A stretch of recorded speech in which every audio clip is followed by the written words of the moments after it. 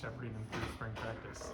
Yeah, we had a really veteran group last year, guys who kind of knew the defense in and out. And, this year we transitioned to some new guys who have great energy. And the great thing about coaching, when you get some young guys in there, it helps you kind of get back to the fundamentals of making sure that every T is crossed and every I is dotted. So it's been really great for myself and really everybody in the room just to kind of start back at zero and make sure that we go to every detail so these guys can be at their best. And so that's kind of been the biggest deal of getting those guys kind of ready to go. When you do lose veterans like Kobe and Melo, how does the leadership kind of conversation go when you're bringing in new guys? You want young guys to lead as well. What's kind of that conversation like? Well, initially, as a coach, when you kind of have a young guy, you have to take that role. And then hopefully some of those guys, as we kind of get into the process, they step up and understand what the expectations are in the room. Every coach is different how they handle certain deals and certain situations and how we go about teaching in the room. So initially during the spring ball, when putting all the kind of the new things in, it's really me leading. And then as we go, we got to mold leaders. You know what I'm saying? And so, and a lot of that in leadership is teaching them how you want them to lead. And there's a time to holler and yell, and also sometimes to encouragement. And sometimes that is not expressed enough when it comes to leadership. Everybody wants to be loved, everybody wants to be pushed, but you have to read the room and you have to know how about going to do that. So right now, it's a little bit of me as a coach. But as we kind of get towards the second half of spring ball, you start to see some guys kind of emerge in the vocal aspect. You talked about guys kind of emerging in the vocal aspect. Have you seen people kind of stand out as you guys get more and more into practices? Yeah, I think as guys get more comfortable with the scheme and understanding the adjustments, then now they can not so much worry about where they have to line up and where their eyes are, but also now can kind of start encouraging other people to meet the standard that has been set. Running to the ball, punching at the ball, those things that I think sometimes maybe we lose when we have so many veteran guys that we have to get back to the fundamentals. And so a fast team, a hard playing team is also going to give you an opportunity to be a winning team. So that's what we're trying to stress right now. How valuable was it for Jalen Todd to get the playing time he did the second half of last year?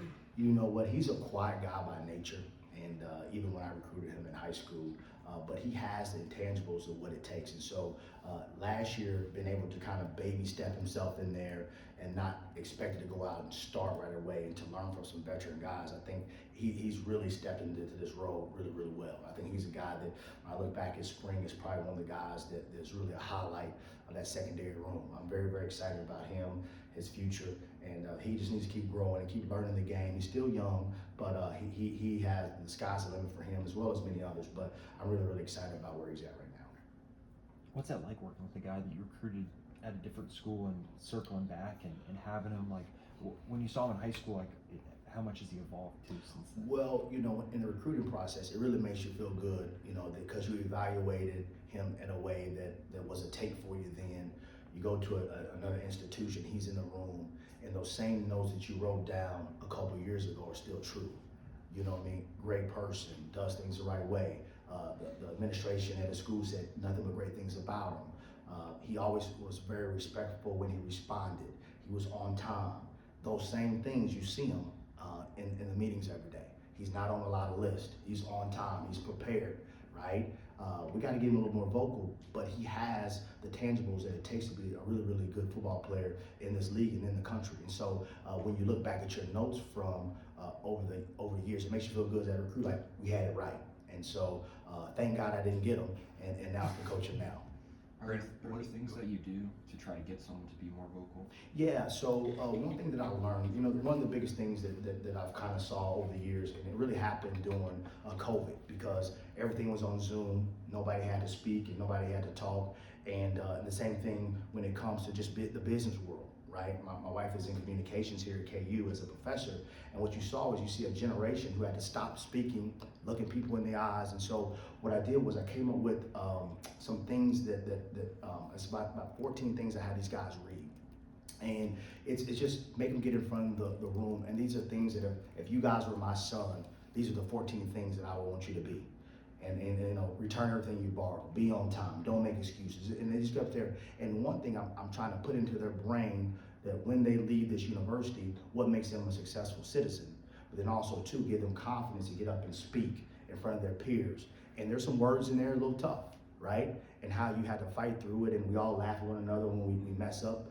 Everybody included, coaches read it in there. And so those are little things that we just build the culture that Coach Leipold has built here, that we can get these guys out to be more vocal. Because when you look at society, that's what you see. People who really don't want to look each other in the eyes, don't want to speak. And we as coaches, who are really teachers, have to make sure that as we teach in the game of football, we get these guys prepared for the real world.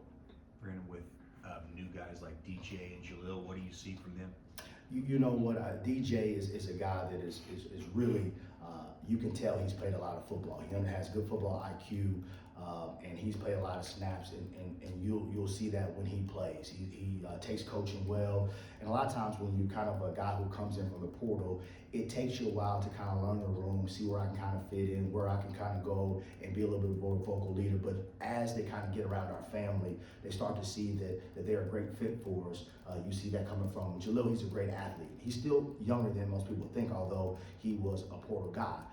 But he has all the talent in the world when it comes to athletic ability. And so he's a guy that once he gets comfortable with the checks and knowing what he wants to be, he kind of reminds me of Kobe a little bit. You know what I mean? He's a thin guy, but he has great athletic ability. He can run. He's got good transition. And so I'm really excited to him, and hopefully he just keeps buying into the culture, keeps buying into how we work here. And I think that he's going to really do great things for us. With Austin Alexander, what did you notice from him coming off the redshirt season? How's his spring gone so far? I think the confidence is starting to grow in him. You know, one thing that you kind of see when you come from high school and you have to develop players, their season is a lot shorter than us. And so last year you kind of hit that wall. You know what I mean? You're like, oh man, you got to get up in the morning. It's cold. You don't see the sun. When you get here, it's dark. When you leave here, it's dark.